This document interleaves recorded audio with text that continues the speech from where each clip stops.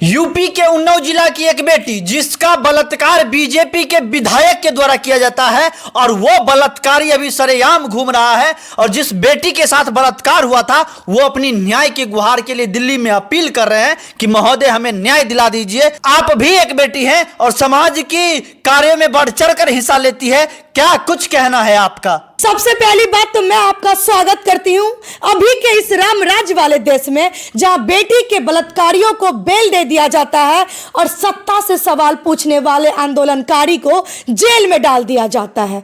आज से ठीक 10 साल पहले इसी देश के प्रधानमंत्री जी ने एक नारा दिए थे, बेटी बचाओ बेटी पढ़ाओ। दरअसल वो नारा ही गलत था। उनको कहना चाहिए था कि बेटी पढ़ाओ और बीजेपी से अपनी बेटी को बचाओ।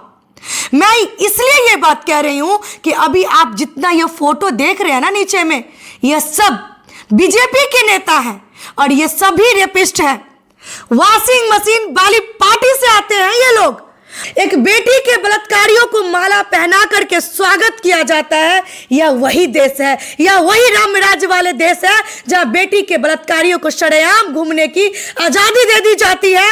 और वह बेटी जब अपने हक के लिए, न्याय के लिए जंतर मंतर पे गुहार लगाती है तो उस बेटी को, उनके साथियों को प्रशासन के द्वारा डिटेन किया जाता है। अब बात करते हैं बेटी की सुरक्षा की। न्यायालय से आपका क्या उम्मीद है? अब न्यायालय जो देश की जनता की एक आखिरी उम्मीद होती है और उस उम्मीद से भी अब लोगों की भरोसा उठ गई है। जब देश के लोगों को कहीं से न्याय नहीं मिलती थी, जहां सब कुछ बंद पड़ जाती है, वहां एक उम्मीद निकलती है न्यायालय की एक दरवाजा है जो हमें न्याय दिलाएगी।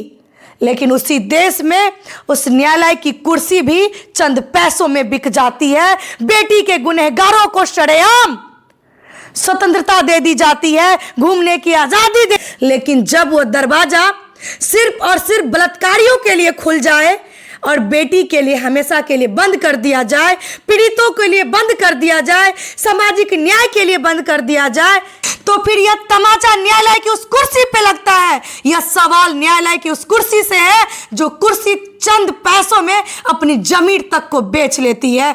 फिर लोग कैसे भरोसा करें? और जिस बेटी के साथ दरिंदगी हुई थी वह बेटी अपनी न्याय के लिए दर दर भटकती रहती है। क्या अब न्यायालय से भी लोगों को भरोसा उठा लेना चाहिए? क्या लोगों को अब उम्मीद छोड़ देनी चाहिए? क्या सच में इस देश में लोकतंत्र खत्म हो गई? क्या सच में संविधान अब खतरे में आ गई? और यह बहुत बड़ा सवाल है इस देश के चौथे स्तंभ से भी। क्या मीडिया भी अपनी जमीन बेच ली? क्या उस बेटी की दर्द मीडिया को सुनाई नहीं दे रही? और वो लोग जो अपने चैनल पे बैठा करके और सत्ता वाले से सवाल करने का भी जिगर नहीं रखते, मैं उन लोगों को कहना चाहती हूं, क्या अपनी भी जमीन बेच ली? आज बेटी के बलात्कारियों से सवाल क्यों नहीं किया जाता है? आज वो दरिंदा शरेआम घूम रहा है और जब वो बलात्कारी बाहर निकलता है तो कुछ लोग, अंधभक्त लोग, उनको माला पहनाने का काम करते हैं। यह इस बात को दर्शाता है कि अभी आप इस राम राज्य वाले देश में हैं जहां बेटी के बलात्कारियों को शरेआम घूमने की आजादी दे दी जाती है।